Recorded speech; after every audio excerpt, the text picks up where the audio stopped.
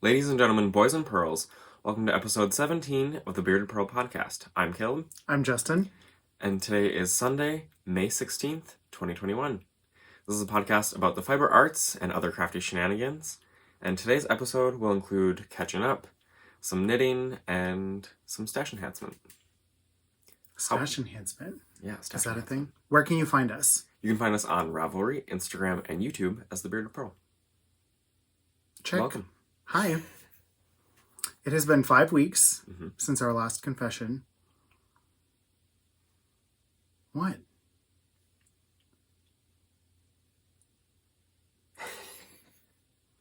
Usually I'm the one that's doing that. Doing what? Giving you that look. Oh. We've been really busy. Yeah. Things only seem to get busier and busier. Which is not a bad thing. But it seems like life is starting to creep back towards normal. Mm-hmm. Maybe. Or whatever the new normal is. Yeah, things have been really busy, but the seasons are turning. I mean, it's spring, which is why I'm in a wool and mohair sweater. Because that makes sense. What have we been up to? So, Also, hi, it's nice to see everybody. Yeah, hi. Thank you for everyone who has returned to watch us and followed along with everything. And welcome to any new viewers. So they might be wondering why they showed up. Probably sometimes, at least once or twice throughout each episode. We're out of our groove and we're 2 minutes in. Right. So I guess let's get started. We have been doing a ton of gardening since the weather has started to warm up. And I say warm up, although there was a really weird cold snap about a week ago. Warm up. Where the low was 30 degrees. And so, naturally, half of the stuff that we had planted had to be covered every night and babied until the weather started to warm up again. I think we had 4 frosts last week. It was a pretty hard frost, yeah. 4 nights of frost. We had 5 or 6 trays of plants and an apple tree that we were moving into the garage at night with a heater and then putting out during the day and then moving into the garage, bringing out during the day. Well, and part of the reason why we had so many plants is that we kind of learned our lesson last year in that we got them around the normal planting time here, and since everyone was home last year, all of the stuff that we wanted was gone early. So we thought, we'll get ahead of the game, we'll get the stuff that we want, and just, maybe keep an eye on it until we actually plant it. And, of course, then it got really cold. So, and sure enough, after Mother's Day, the greenhouses totally cleared. Cleared out. In fact, we've been to the greenhouse or the garden center at least 40 times in the last 5 weeks. It's probably not an exaggeration either. I mean, maybe at least 20. Between the 3 of them that are here, yes. Yeah, it's usually 4 to 6 trips per weekend between 3 different garden centers. Is a lot. They're actually laughing at us at the one closest to our house now. Yeah, they remember us every year. And they're like, oh, we'll see you tomorrow. And we're like, you probably will. Yeah. No, you won't. And then we see them 2 hours later because we come back again. Oh, by the way, I forgot something that I actually needed. So the story behind all of this gardening, when we moved into our house 3 years ago, the previous owners had very minimal landscaping. Very little. Which is funny because the people that lived here before them, he was a landscape designer. So he had beautiful landscaping around the house. And then they got rid of it all. And planted grass. And like 3 hostas. Yeah, basically. That was it. So we've spent 3 years growing really nice grass and then ripping it all out. Yeah. And we've planted, we added 600 square feet of garden space outside in the last 2 years. We were debating, we can't count through a window, but we have 53 or 54 pots ranging from small, you can't see, this size, ranging from small to gigantic urns just in the back alone. So, well, and part of that is because it's a bricked patio that butts up against to the garage and the driveway. So it's just a lot of concrete, and it gets really hot and is really static and stale. So we added all of the pots to kind of bring that green space from that garden forward into that space, and without having to dig it up and, make new beds or anything, we just added different pots. And so it worked out really well. And so we've just kind of been getting those back out and in their places. It's a lot of pots to fill. Yes. Plus we've purchased, let's see, we have a new apple tree, Mm-hmm. which we're excited about. Our peach tree, we might actually have peaches this year. We got it last year after it had bloomed. So we might get peaches. We may get apples. Who knows? There was a lot of blooms. We'll see. If it doesn't go into shock from being planted, it should be fine. It should be. We got a weeping cherry yesterday that we're planting. Oh my gosh, we've ripped out tree-sized bushes. Yeah, ripped out a ton of shrubs again. Your dad might never speak to us again. I might never speak to us again. Yeah, we've been pretty terrible. What was here was very neglected. So we had to kind of... There's a certain point where when you neglect stuff for so long, you just can't bring it back. And we have no problem ripping things out of the ground. Right. But the one that ripping things out, it's like a theme in my life. Sweaters, bushes. The one gigantic shrub that was actually dead, that was the hardest to pull out. And it was a beast. Yeah, it kind of pulled your dad's truck a little bit across the driveway. Mm-hmm. Anyway, Anyways. That's a story for another day. So we've been spending a lot of time in the garden. Mm-hmm. We'll share some pictures at some point. Everything is just now getting planted. Mm-hmm. So in another 4 to 6 weeks. Well, and really in the spring, as soon as the weather's ready for planting, you really just have to get on it. So that's why we've been a little behind in podcasting, is we've just been in the garden and getting all of that ready. And we've spent almost the entire weekend for the last 3 weeks outside. Yeah. The whole weekend. Mm-hmm. But it's a lot. We have a lot to get ready.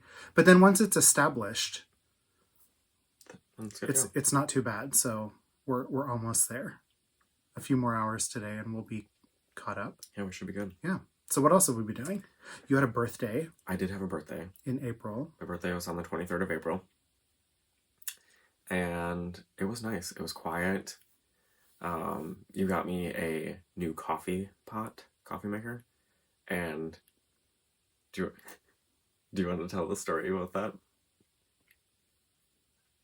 It's still a fresh wound. I got Caleb. This was not a surprise. He knew it was coming. Right. I don't drink coffee.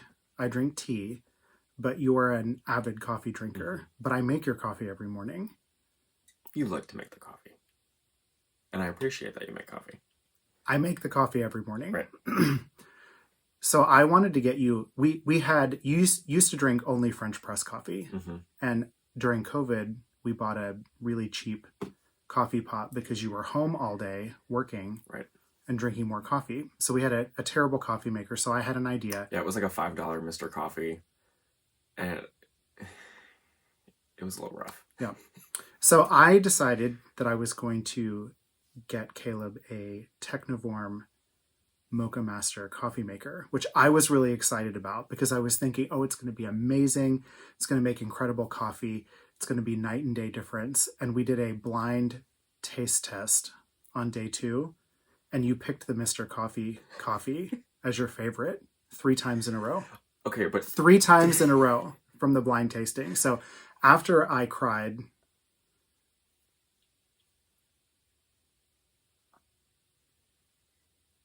well, let's just say, to be fair, I was used to the Mr.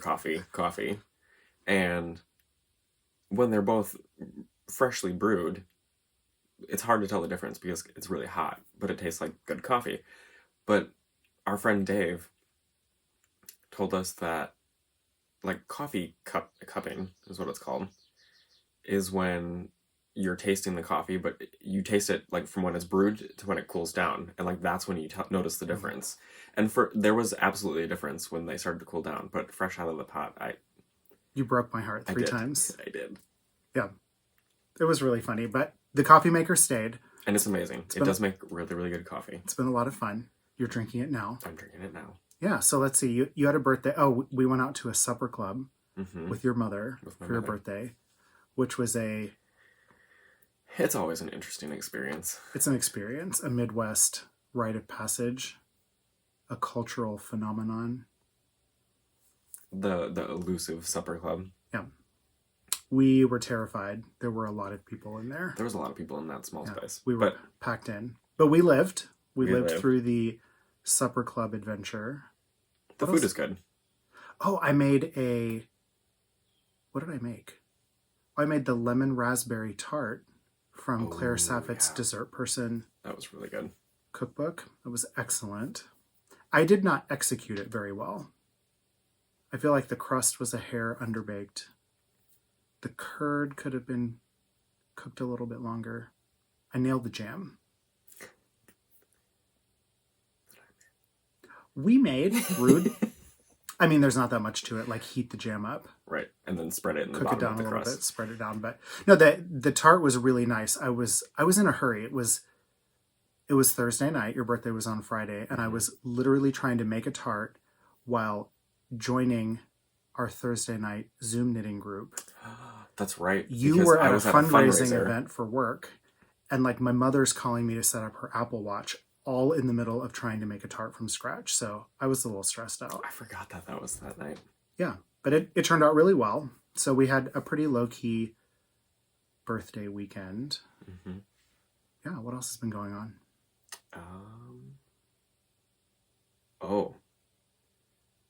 We got our vaccines. Oh, yes. So we are fully vaccinated. Which happened right after your birthday, didn't it? Or a week later? It happened the following week. It was the Monday after? Mm-hmm. Monday after, yeah. Monday and Tuesday. And... I did great. You did great. So I had mine at 9:30 in the morning. And by about 6 o'clock, I started to feel a little headachy. I don't even think it took that off. You made your first comment to me around lunchtime.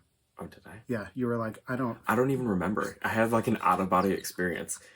So by 7:30 after dinner, it hit me. And it hit me hard. And so we were sitting on the couch, and I just sat there, and I think I even mentioned it to you. I was like, I have to go upstairs. I have to go lay down. And by the time I made it from the couch to upstairs and brushed my teeth and like crawled into bed, I was down and out for 3 days. You had a high fever. We think we capped out at, 102? I don't think it got quite that high. It was like 101.7. Yeah, over 101. Wasn't great. Not an enjoyable experience. It was really bad. You're the only person in our entire family, and really like I'll say smaller friend group, because I don't know everyone's experience, but yeah. Our closest circle of people and family, you're the only one that had any kind of it took me down. Troubling reaction, but it was rough. For sure took you down for a few days. And the worst part is I couldn't even sleep because I was so miserable. Sweating. And just like my entire body hurt. Like everything hurt. But then after the third day, day 3 just totally fine. Right back to normal. So so that was an experience. But I would happily do it again to do my part. I mean, I would like to wait a little while before I went through that again. You had no trouble with the first one? No trouble with the first one. But the second one, she really kicked my butt. Which we laugh about now. But yeah, as it was happening, I felt like I was on my deathbed. But I wasn't, so that was great. So we're fully vaccinated and ready to start kind of getting back to the world. We have... Are we, though? Not really. Not really. So we have a mini retreat plan with some of our knitting friends that's coming up in June. One on the books, one that we're trying to get on the books. Right, and then one in October, so Rhinebeck. So we have like 3 little... Rhinebeck will be a big one, but yeah, so that's exciting, something to look forward to in June. I got a new job. Just throw that out there. So Which, by the way, 5 weeks ago was not in the cards. Right. Not on the table. Didn't happen. So by a sheer accident, they had sent me a rejection letter. And it was the typical, we appreciate you applying. We have found someone that's more qualified. If there's another job within our organization, please feel free to reach out. And don't call us, we'll call you. Right. It's not you, it's me. So I had already gone through that phase of like, you know, the initial job application breakup where you're a little upset, you're sad, and then you move on. And then so like totally had it out of my mind.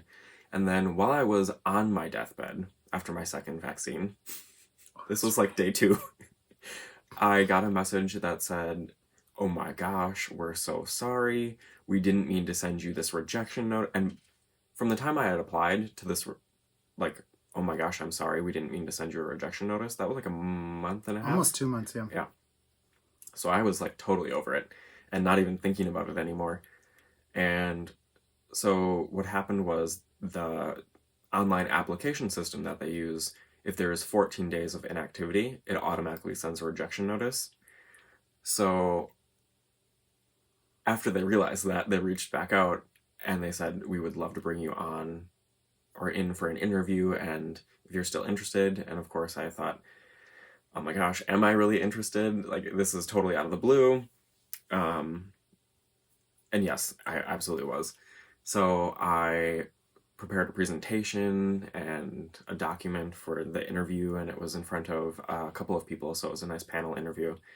And that was on Thursday.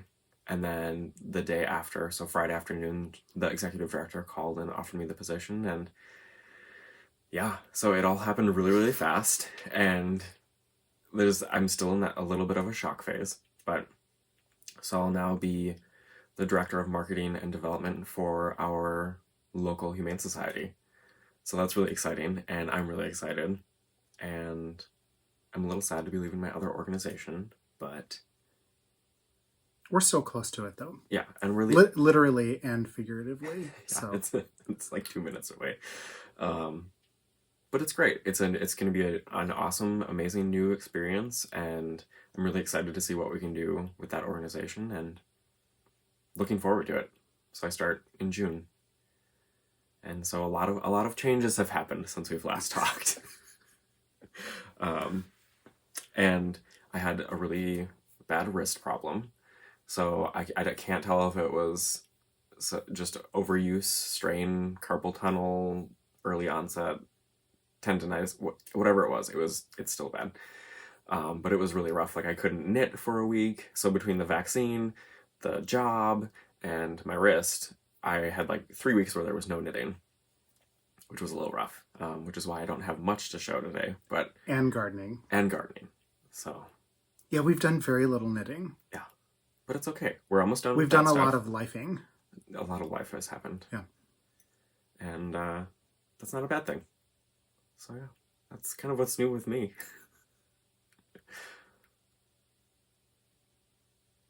Have we been up to anything else? Work has been really busy, which is good. It's a good thing, but yeah, between work and life, we've had a lot going on in the shop in the last 5 weeks. A lot. Yeah. Yeah, that's basically what we've been up to. Let's talk crafting. Crafting. We actually have some. We have a little bit. Like this much. Do you want to go first with any FOs? Or do you have FOs? Do you have whips? Do I have FOs? I mean, I'm wearing one. We're going to watch this timer and see at what point I have like a nuclear meltdown in this worsted weight. Because it's a worsted weight, Shetland wool, and mohair silk sweater. Yeah. And it's currently 65 degrees outside. Mm-hmm. Although we're in our basement and it's like a meat locker down here. It's really cold. Yeah, I'm okay right now. So this is my Wixom sweater. I'm so excited. I finished it, last Wednesday maybe? Mm-hmm. Wednesday, Tuesday, someday last week. It took me forever to get to the bottom, or get to the end of the sweater, because just like you, work has been really busy, life has been busy, and I had several 4 and 5 day stretches where I didn't touch any knitting, and this is the only thing I really had on the needles. But this is, again, the Wixom sweater by Jill Zielinski, also known as Knitterella. I just started it at some point, maybe the beginning of April. So I've talked about it a couple of times. I did knit through the yoke and in true me fashion, ripped it out back to the collar. And I think the last time I showed it, I was maybe just starting the color work. Mm-hmm. So unique things I did to the sweater, just as a quick highlight, since most of it I finished in the last 5 weeks since we talked to you last. I ended up sizing down. So I was originally knitting the 42.5 size sweater. Which is your actual chest measurement. Which is exactly my current chest measurement. And when I finished the yoke, and I was on gauge, but it was much bigger than I wanted it to be. There was many, many, many, many inches of positive ease, which I think was really the design of the sweater and the appropriate sizing. There's nothing wrong with the pattern at all. I just didn't care for the way it fit on me. Although, did we ever check your gauge? Yes. Yeah. I'm spot on. It was on. Mm-hmm. Okay. And this is only my second yoke sweater, and I've learned a lot through both of them. If you've been watching long enough to have followed my Ruska journey, I love to knit half of the body of a sweater and then rip it out and start all over. Sometimes more than once. Thank you. So I ended up ripping back to the collar, and the way I adjusted the sizing was to size down for the yoke, which is I think a 38 or 38.5 is what the chest measurement for that yoke stitch count was. So I went down a size, and what I did when I finished the color work, so I'll pull it up, the color work comes down just kind of to the bottom of the chest area. What I ended up doing to match up the yoke stitch count and the body stitch count was just increase the number of stitches I needed and knit about 1.5 inches and then separated for the sleeves. And from there, I knit exactly how it was written for the 42.5. I think the only other adjustment I made in the pattern, I'm often afraid that sleeves are going to be too tight, probably because I've just not knit a lot of sweaters and I don't really want negative ease. And for work, I love to wear sweaters, but I wear really thin merino wool sweaters with button-down shirts. So it's different than a worsted weight sweater with negative ease. So I've always been nervous about the stitch count. Sometimes I add stitches in the sleeves, and I didn't do that at all. The only change that I made from the yoke on was I think I knit about another inch or 1.5 inches.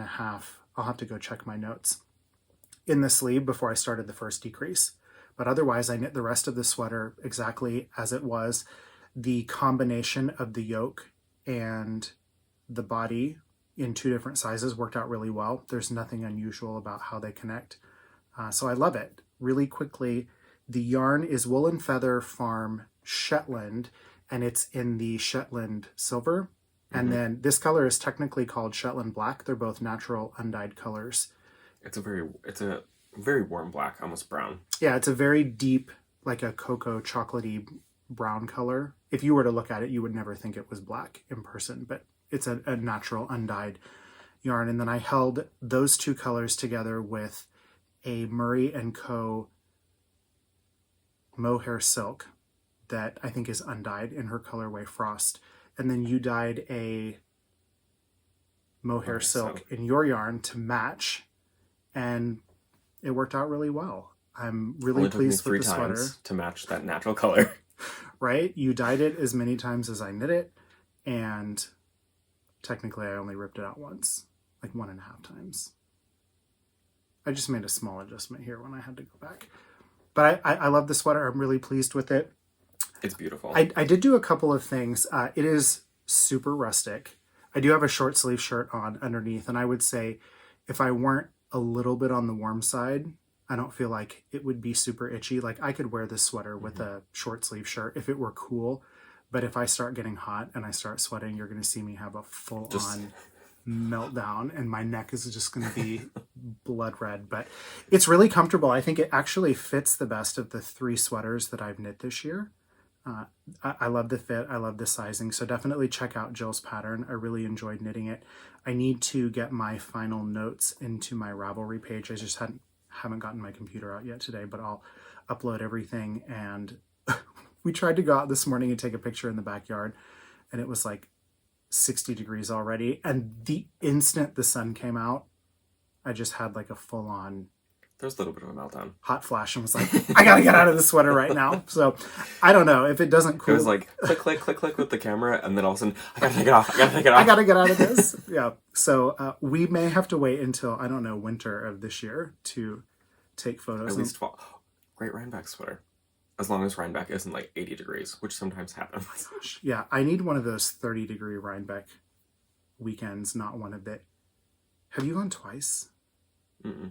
Or just the once? We were supposed to go last year. Oh, the year you didn't go, we were supposed to go, not last year, 2 years before that. That was the year it was so hot. Because wasn't it really cold when you were there? Yeah, it wasn't warm. Yeah. I mean, it was perfect for wearing your knit stuff. Yeah. But it was chilly. So yeah, otherwise, I'm thrilled with the sweater. I really like how it turned out. I don't think I really made any other adjustments other than the two that I mentioned. So the small adjustment in the sleeve, and then combining the two different sizes for the yoke. And I'm really happy with how it turned out. Use different needles. Well, I had to go down 3 needle sizes, I think. I knit mine on a US 5, and the pattern originally calls for an 8. But I'm on gauge through the sweater. I ended up doing the ribbing on a 3.5 millimeter. I did the ribbing on the collar. Oh, fun story. You're not going to be able to tell. And I'm not going to pull like a 3-year-old child and rip the sweater up over my head. But I remember complaining a lot when we were together last about how I was not going to do the 1x1 twisted rib because I hate knitting through the back loop and doing 1x1 twisted rib. And then I felt really bad and I ended up doing it anyway. So the sweater ended up being knit as designed. So I have the twisted rib on the bottom and on the cuffs and on the collar, even though I said I wasn't going to do it. It looks great. I did. I don't know if you can tell. Like, probably. I mean, if you were looking really closely, you could see that I did it, but Looks great. There's my sweater. This is the only thing I've knit in 5 weeks. I mean, to be fair, that's a big project. It is a sweater. Yeah. And when you consider the amount of time I was not knitting,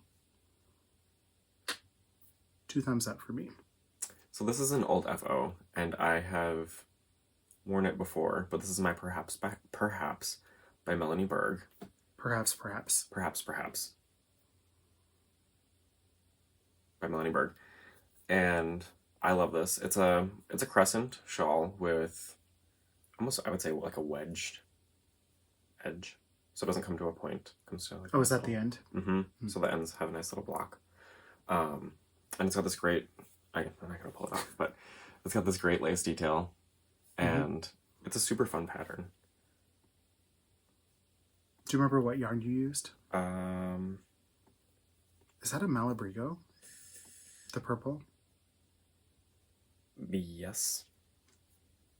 I think it is. Why don't we check your Ravelry page?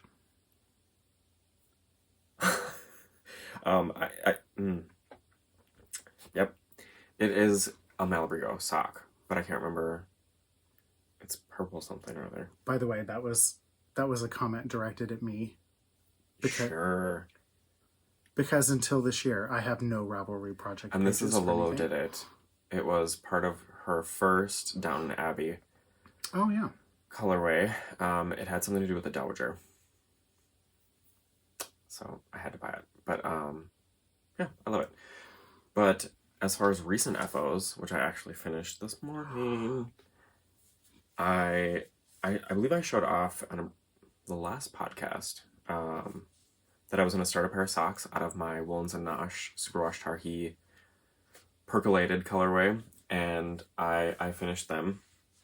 So here they are.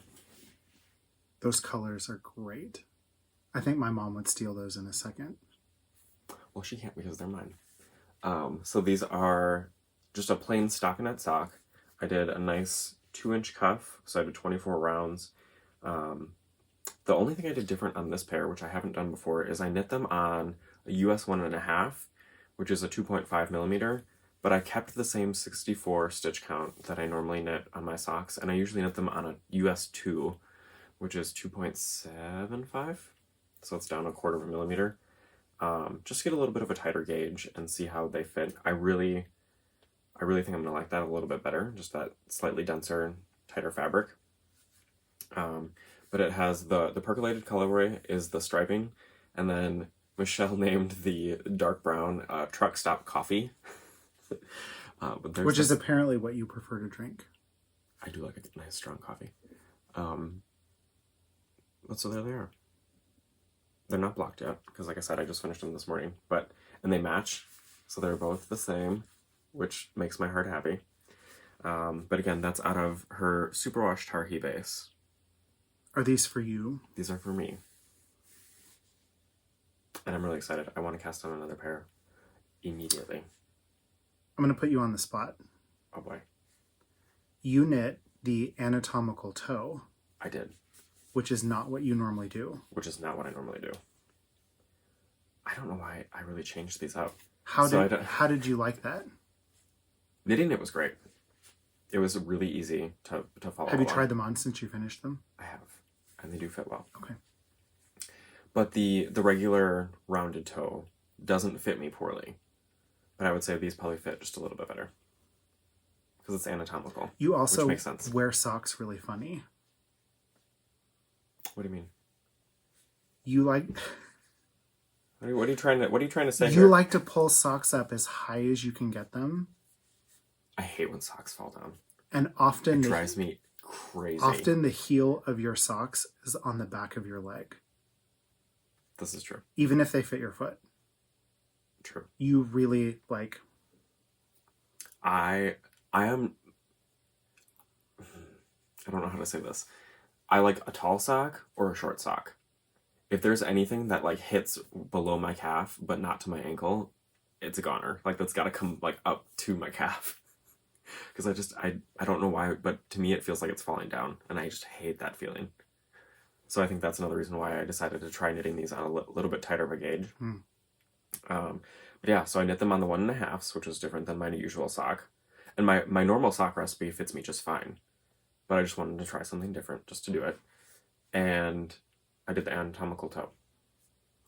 I will say, so I know I've talked quite a bit about experimenting with stitch count and needle size for socks. And originally, I really liked, I think when I first started knitting socks, if you have a slightly looser gauge, you have more ease in your fabric. Right.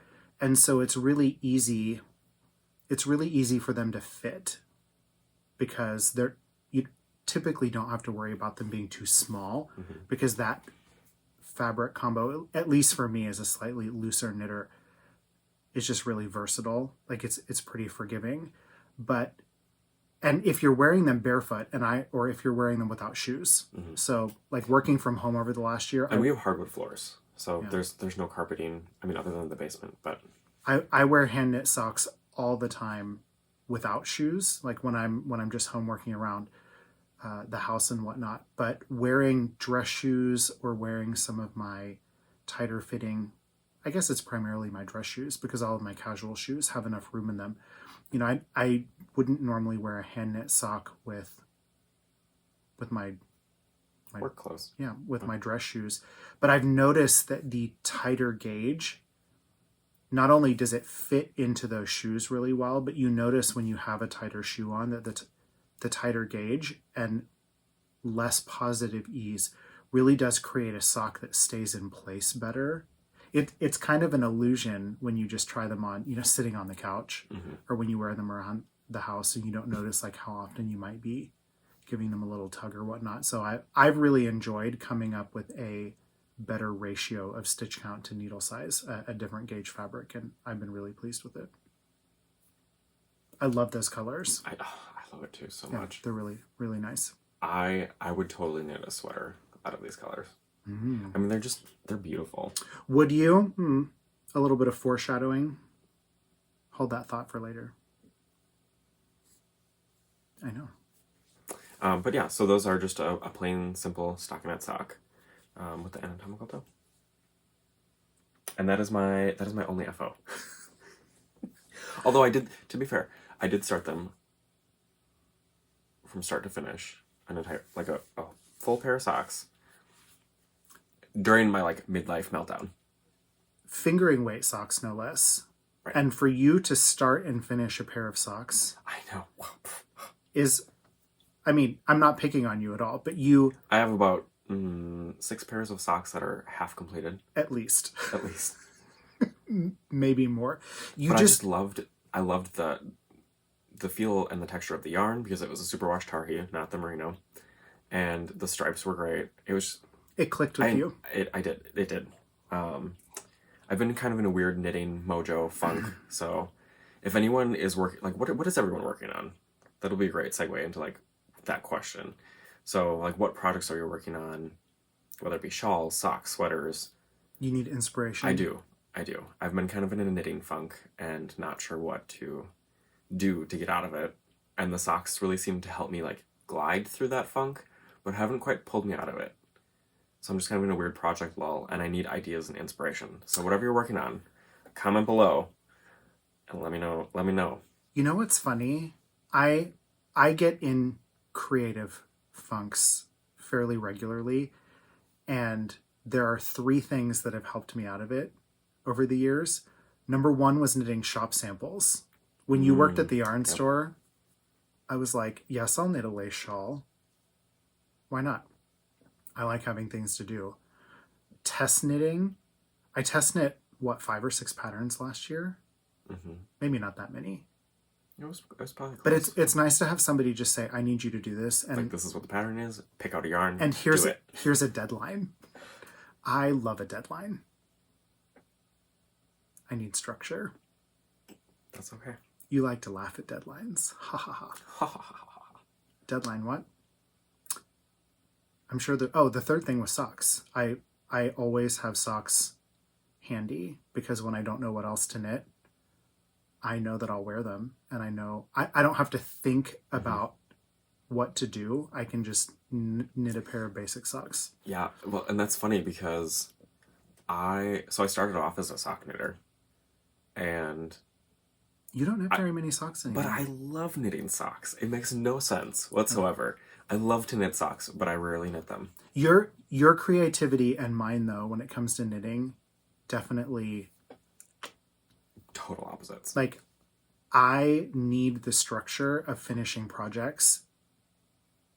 I just get the thrill out and of knitting. You really enjoy, like, you get a lot of enjoyment out of starting new projects and I guess that trying really a colorway, a yarn, a project, and you're just very comfortable starting something new because that fuels your creativity.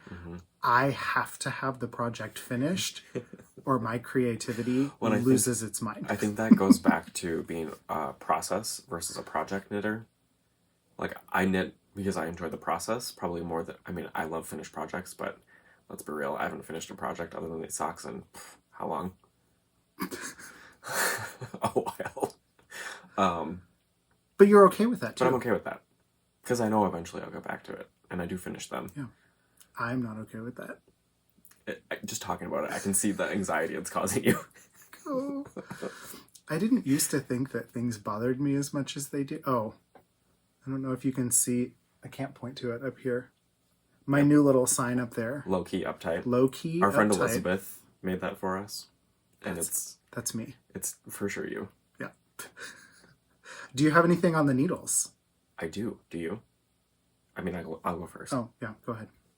So this is not new, but this is another kind of like, I don't know what to knit, so I'm just gonna keep working on it. But also, I haven't picked it up in a long time, and I just started to work on it again last night. That's okay. This is my Paris Toujours shawl by Isabel Kramer, and I'm knitting it out of. This comes the segment where I have to dodge needles headed towards my eyeballs. Oh, you're fine. I haven't hit you yet. This is. Now you derailed my train of thought. This is the Paris Toujours shawl by Isabel Kramer. Just gonna start over. Is this the part where we just turn off the camera just melt down, go home? Except we are home. And I'm knitting this out of our yarn, so the Bearded Purl Merino DK, and this is the moss colorway. And again, this is a great shawl, and I'm happy to work on it and finish it as it happens. I'm not in a rush, but I do love the texture and the way that it's knitting. You know, funny, I just realized this. You finish more shawls I than any other project you start. That's true. I also wear a lot of shawls. Mm-hmm. I which is funny because I hate things around my neck. Like I hate a crew neck shirt or even like a crew neck sweater, but I love to wear shawls. And I am exactly the opposite. Mm-hmm. I only wear shawls to stay warm. And you love crew neck stuff. Mm-hmm. That's so funny. Structure. But yeah, so here's the... I love how tonal the yarn is. Mm-hmm. Yeah, it looks a little bit washed out when you when I put it close. The color looks really Mm-hmm. authentic. So what I like about this colorway especially is that there's bits of darker sections and some lighter sections, but then it kind of ebbs between that deep green mossy color, but then a little bit of a lighter kind of sagey green in spots. It's beautiful. And there's some random blue specks, and I love this color. I think that the yarn will really show off the pattern itself, which is fairly structured. Apparently that's going to be the word of the day, structured. But it's got the nice diagonal lines, and is that garter stitch sections? Yeah, it's got garter stitch sections that are 6 rows in between every lace section, and the lace sections alternate between 2 sets of 6 and 2 sets of 10 rows. Did Kevin knit one in gray? Am I making that up? Was it gray or was it blue? I think it was gray. My brain has I think it was gray. Given up. Our friend Kathy is knitting one in blue. But yeah, it's got a great garter stitch edge with an applied I-cord border, and I'm almost ready to start my second ball. This is all I've got left of my first one. But again, this is a nice kind of tide me over project, so I need a little bit of inspiration to get me going. So that's what I've got working on. Finish your shawl. And I'm knitting that on a US 8, which is a 5mm. Is that what it calls for in the pattern? Mm-hmm. Yep. Well, that was it for you, right? That was it. I have one thing technically on the needles, and then one thing that needs to be on the needles. So last night, we were so exhausted. These weekends. Yesterday, we went to 3 garden centers for a total of 4 times because one of them we had to go to twice. Naturally. Literally 7 hours of grocery store, garden centers. We had to go to your parents and borrow a truck because we had to bring a tree home that would not fit in the car and a new iron bench we bought for the garden. Long story short, I left for the grocery store at 6:45 yesterday morning. And then you came and got me. We had breakfast and left at 8:30. We didn't get home until at least 2:30. I think it was 2:30 when we left your parents to come back for the final time. For like 3.5 hours. And outside. Then finally, I was just done. I didn't even tell you that I was coming inside. I just packed all of my stuff up. Yeah, you just vanished. Just disappeared. Abandoned me for the last hour outside. So we came in, ate dinner, got cleaned up. I made myself sew for a little bit so I can keep going. Anyway, where this story is going is I cast this sock on last night, and I think it took me an hour to knit the first. I can't remember if I made it to the blue or not. I might have. Like 4 rows. I might have only knit 4 rows. It took me an hour plus to knit 4 rows because I was so tired, and we were in bed before 10 o'clock, and then I woke up at 4:45 this morning. So that's fun. Anyway, I am knitting. I didn't even think about what I wasn't really even planning to show this. The bag just happened to be sitting here. What is the name of this colorway? Oh, hello, you. Oh, hello, you. This is Woolens and Nosh. I started my second sock. This episode will be unintentionally sponsored by Michelle. Right, as are all of our episodes these days. So it's going to be the mate to this sock that I started. So that's a new work in progress. It's just a 72 stitch vanilla sock. So yours is the 72 stitch version of my sock. Yours is the 64 stitch version of my sock. Is it? I mean, who finished their socks first?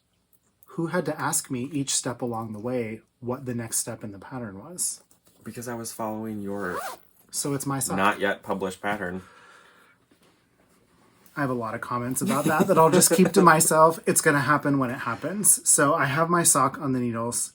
Not a lot going on there, but I did get through the cuff this morning and started a few rows, so I'll try and plug away on it through the week. I really wanted to finish my Wixom before I worked on the sock, and then my next project I'm so excited about. Let me get This is going to be fun. the iPad. Like I said, well, this was not because of a creative slump. This was because I was obsessed with it from the moment I saw it. But I am going to be test knitting the Oxonian, which is the new Henley sweater by Vincent of Designs by Dells. Dyed by Dells. Designs? Dyed? Designs by Dells. Oh, man. I'm so far behind. I mean, I think the yarn is dyed by Dells. Vincent, if you're watching, let us know. Vincent, if you're watching, I said it correctly because it's literally on the pattern. So I'm going to be test knitting. Really quickly, I'll show it one more time for context for the yarn. So the Henley is knit top down, and it has that great collar detail, which I'm really excited about. But it calls for 3 colors, and it's fingering weight held double, and you end up marling the colors together in a section right across the chest.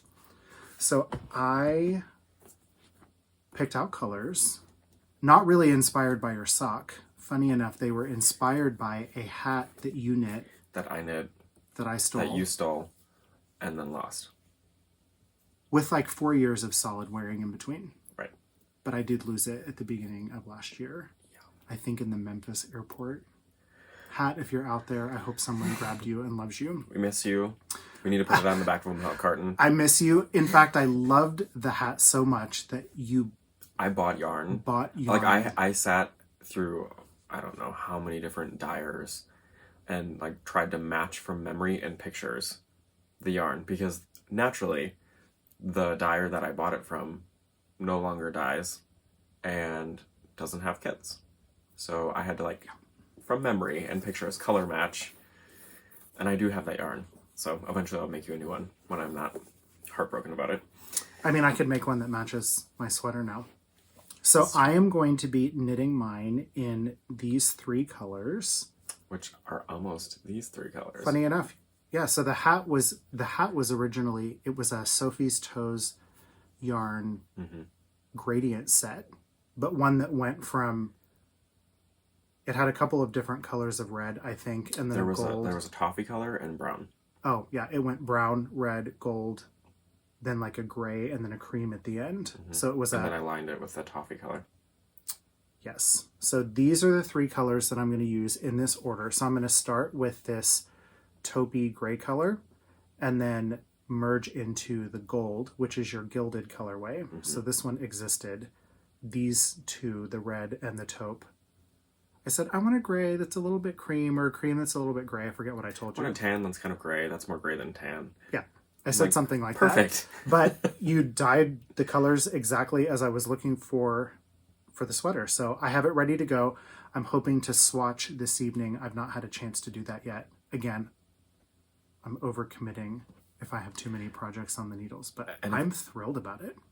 So what kind of inspired me for the red is I thought about making jam in the summer. So kind of like, I don't know what these are going to be called. So if anyone has any name inspiration, feel free to let me know, because jam, I find naming the colors to be the hardest part. But so I thought this one kind of reminded me of like fresh summer berries and like homemade jam, like raspberry jam. And then this one to me is like a linen apron or like linen pants. So I was thinking of maybe coloring this one linen. But I'm thrilled. Yeah, so I'm super excited to be knitting this sweater. I'm knitting the 44-inch. The balls are getting a little messy. I know, they looked great until I stuffed them in the bag and then knocked the bag over and whatnot. So I've not done anything yet. I have not even swatched, but my plan is to swatch tonight and get started. This is on your fingering weight superwash merino nylon base. It's the twisty sock base, which is a 2-ply 80/20 merino nylon, and there's 400 yards per 100 grams. And I think I needed a total of 8 for the sweater. So I'm really looking forward to it. I've not knit with your fingering weight yarn yet. Have you knit with? The only one you've knit with is the lace. The mohair lace. In the shell end, yeah. Mhm. So I'm looking forward to not only actually getting to knit with some of your yarn, which I could have done, except I can't start multiple projects at once. Right. Reference back to earlier, crushing anxiety on multiple projects. Also, I have asked you for other yarn. For what? How quickly we forget. I don't remember. Which is probably why I don't have the yarn. I don't So I'm remember what I looking ate forward for to getting breakfast. this started. Hopefully I'll have some pictures or some knitting to share the next time we see you. I think the test knit is due September 1st, which originally I was thinking, oh, that's going to be fine. But I have more life happening that I will talk about next time that will slow me down a little. Life. That's it. That's Great. all I have going on. That's enough. Let's talk about Let's talk spending money. stash enhancement. Although the one thing I have to share was a gift. I'll go first. So I grabbed so Michelle, Lawrence and Nosh, has these beautiful garden party collaboration kits. I'm sure she won't mind that you just rolled your eyes when you said her name. I didn't roll my eyes. I was thinking. Oh, hush you. So she has these amazing kits, and it is a collaboration between, I think, 5 of us, 5 different makers. So in the kit, has this Would you like beautiful... me to hold it so you can Oh, sure. climb out of it here? Be my Vanna. So in the kit has this amazing yarn that she dyed specially for the kit, and it's called I Brought You Some Flowers. And the inspiration is zinnias. So, Gorgeous. and it totally reminds me of some beautiful summer zinnias. So that's on her superwash tarhi base, which is 90% superwash tarhi, 10% nylon, 3-ply, 411 yards per 100 grams. Beautiful. That's the same base As my socks. for your socks. Mm-hmm. And then a friend of hers made these cool stickers. So they were every kit has a different zinnia themed sticker. Mm-hmm. So I got that one. And then another friend of hers, and a couple of these were local Vermont creators, crafters, makers. These are 4 note cards and envelopes, and they're block printed by Tracy Gillespie. I really love those cards. We buy a lot of handmade or small batch cards. Mm-hmm. We actually use cards. We use cards. We send people letters. And then these really fun double-sided cocktail napkins came in the set. So there was 4 of these guys, Which are so cute. which are super cute. And they're kind of I want to say retro. This is not part of the napkin. No, that's her Yep. tag. They're almost kind of a retro flour sack vintage, kind of a cool nod to like a grandma's garden party They're really fabric. cute. Mm-hmm. And this is where I grabbed my inspiration for the bag. So we partnered with Michelle to make a bag for the kit, and it also included a pack of zinnia seeds. So I mean, that is perfect match. Mm-hmm. And then the last little bit was something that we haven't done before, but something I wanted to try, and that was creating a patchwork bag. So these kind of match the fun vintagey napkins, and there's 6-7 different fabrics in here. Mm-hmm. And they're mirrored, and I just love the way they turned out.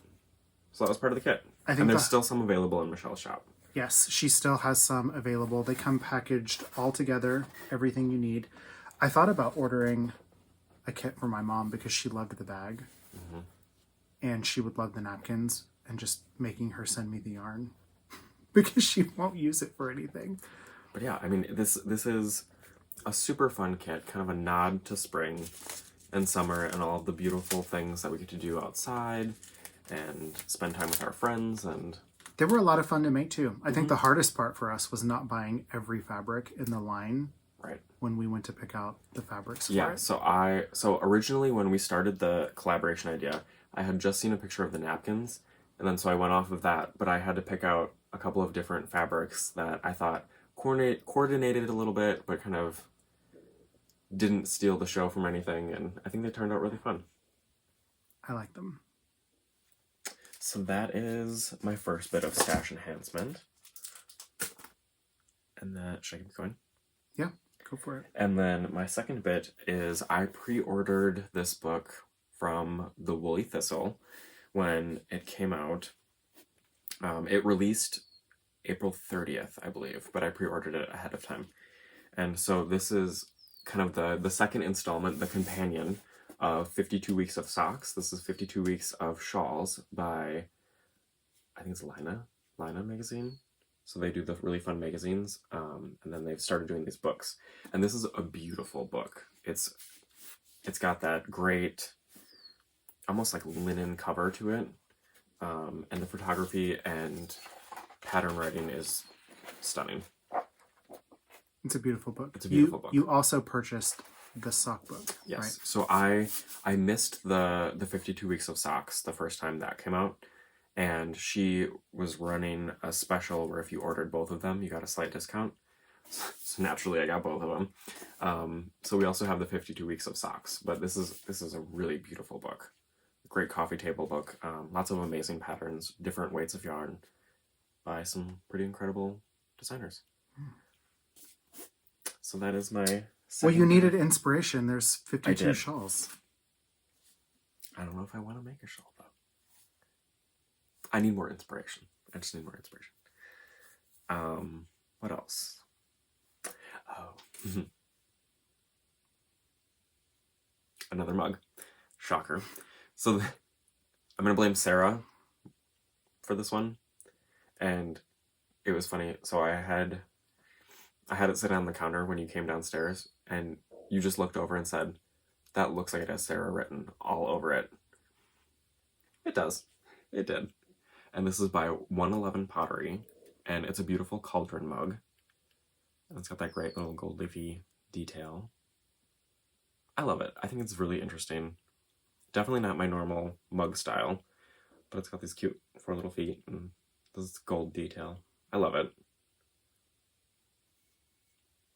It's a nice size. So yeah, another mug. I laughed at how tickled you were with yourself this morning when you were mixing your coffee and your creamer and stirring it in the little cauldron with your spoon. You were very entertained. My little spooky mug. I love it. Yeah. I guess if we're going to talk mugs, we have 3 more on the way. So only one of them was my fault. Yep. 1 was your fault, and 2 of them were my fault. I broke one. You broke one. Buster and I broke one. Really early in the morning one day.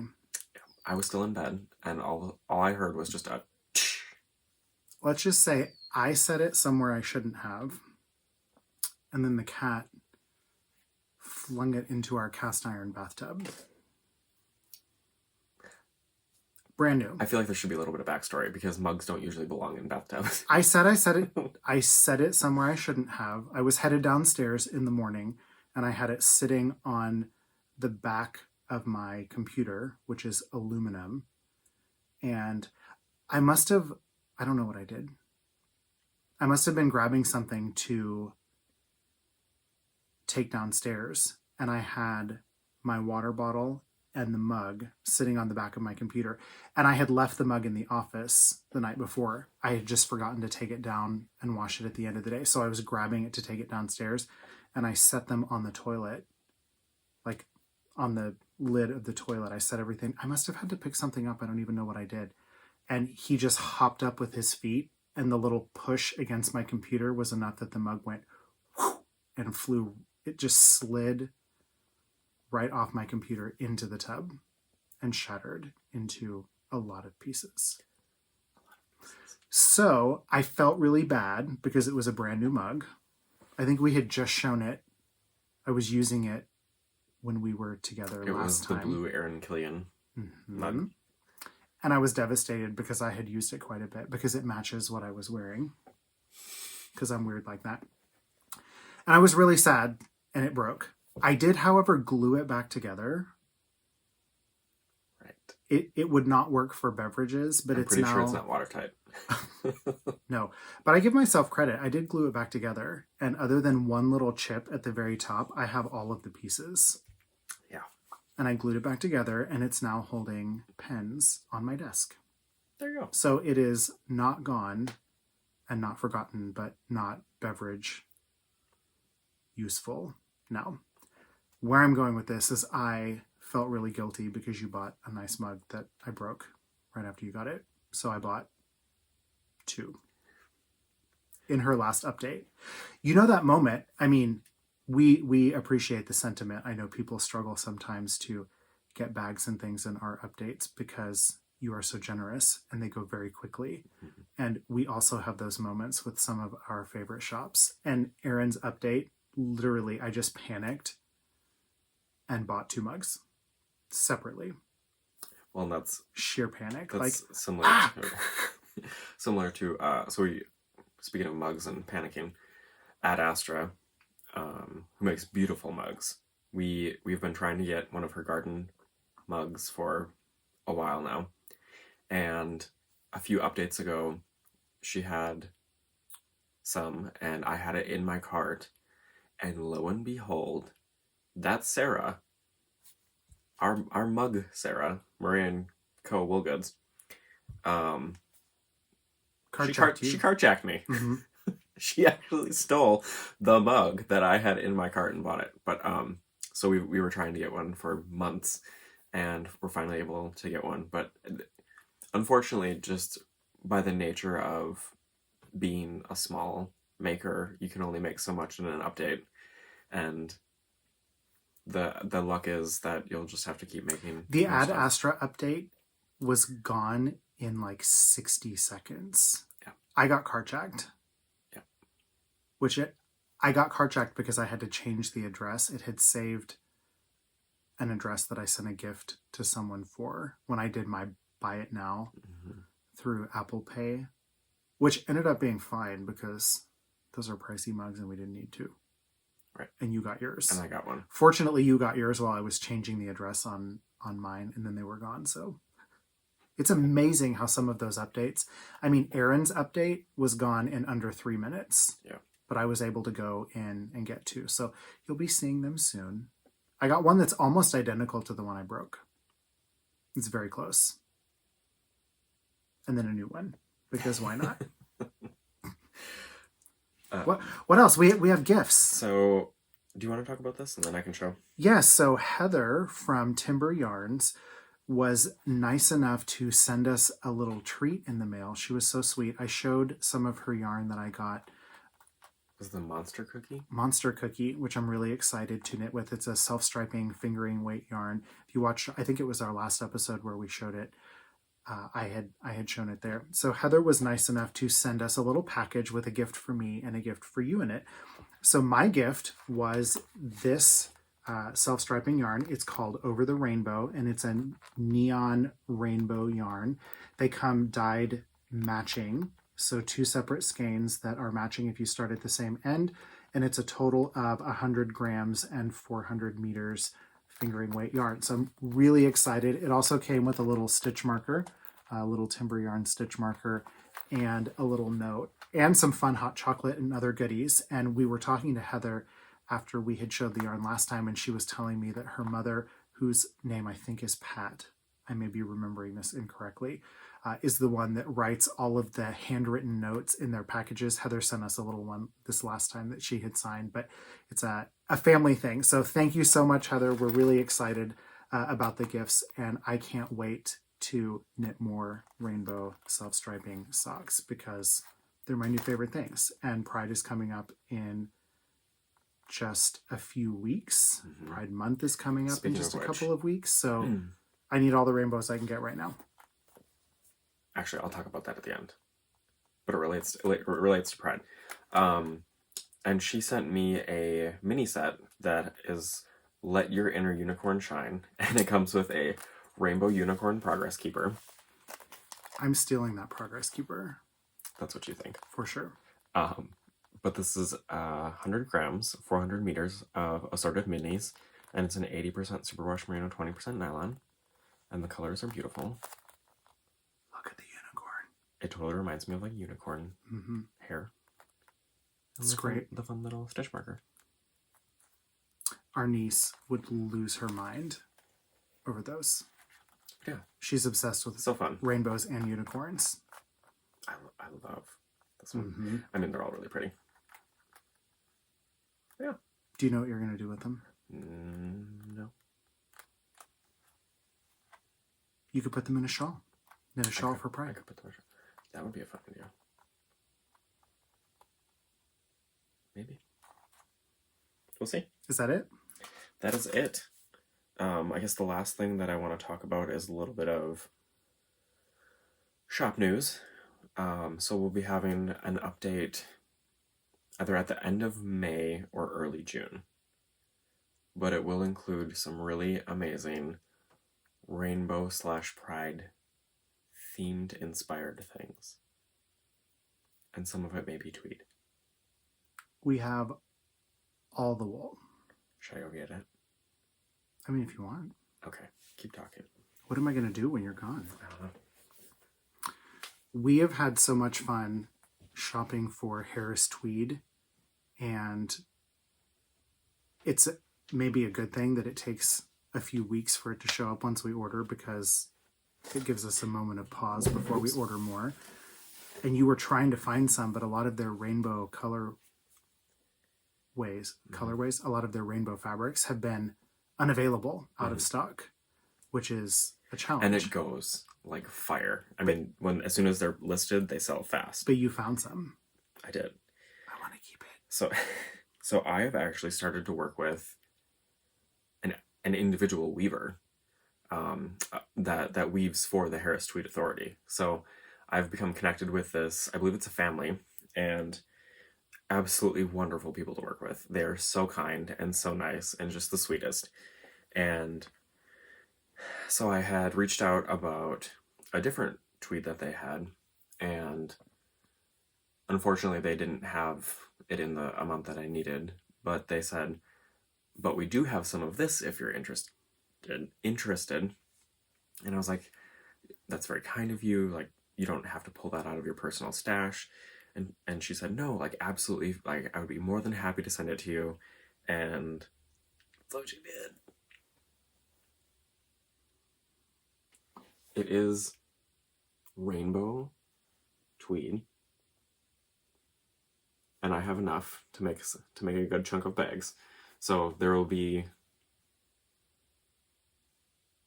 not a ton, but there will be at least 10 of the rainbow tweed bags, along with some other fun rainbow bags that we have or will have. But look at that fabric. I don't know what it is.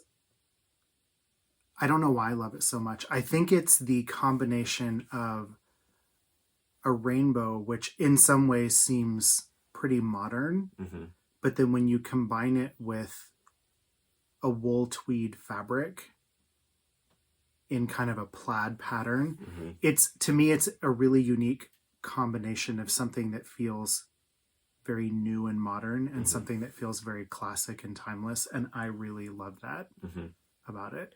Yeah, I'm really excited about this fabric. So we'll have those in the shop in the next update. Why have I become so obsessed with rainbows? I want all the rainbow socks, and I want all of that fabric. But yeah, we'll have more tweed bags, and like I said, we'll have a bunch of rainbow themed stuff, and you can look forward to that. Yeah, we're excited about it. And then coming up, we are coming close to our 10,000 subscriber mark, and so, which is insane. It is humbling and amazing that we are at this point, and we appreciate and love each and every one of you. And so when we hit our 10,000 subscribers, we are going to do a really, really fun giveaway, and we're going to do actually 10 giveaways. So for 10 people, we're going to give away kind of 10 of our favorite things, and we'll give away a ton of yarn and some tuft stuff and some candle. We're just going to give away a bunch of great stuff. And so we're excited to do that when we hit our 10,000 subscribers. And we have officially passed our 1 year mark in the podcast world. And that's right. So that happened It happened when we were not with you last week. I forgot about that. Yeah, it's been a year. We totally forgot about it, actually, until our Google Nest in the kitchen, it pops up photos, similar dates from previous years. And there was a picture of you that I took in the basement with all of the setup. You were by yourself at the time. I was. So it started solo. I think it was it May 8th? Something like that. About a week ago, a year ago, which we totally forgot about and we're the worst. So I'll say happy 1 year to you. Low-key uptight. Low-key unorganized. It's on brand. It happens. But yes, happy 1 year podcast anniversary. And some of you have been with us from the very beginning and are officially family. You're our podcast family. Our people. So, our people. But thank you for joining us. And we will celebrate more appropriately next time. So as we have kind of discussed, our lives get a little hectic in the summer with the garden and everything, and we kind of do some of our traveling and family visits then. So we'll probably be... We commit to nothing. 2 to 4 weeks. We'll try not to go any longer than 4 weeks in between. We'll do what we can. We'll do what we can. I think that's it. So wow, it's amazing how much we still talked, considering we have virtually no knitting to show. We're catching up. A lot of life. I love watching Fat Squirrel, and she always says, like, what she's drinking, what's in the kitchen or the refrigerator if you need a snack. Thanks for coming over. Yeah. There's some snacks on the counter. Yeah, we enjoy spending the time with you and enjoy all the comments. We did get a little bit behind over the last few weeks, but yeah, happy 1 year. Thanks for joining us. Happy almost 10,000 subscribers. It's impossible to believe. And I think we'll see you soon. We will see you soon. Bye, everybody. Bye.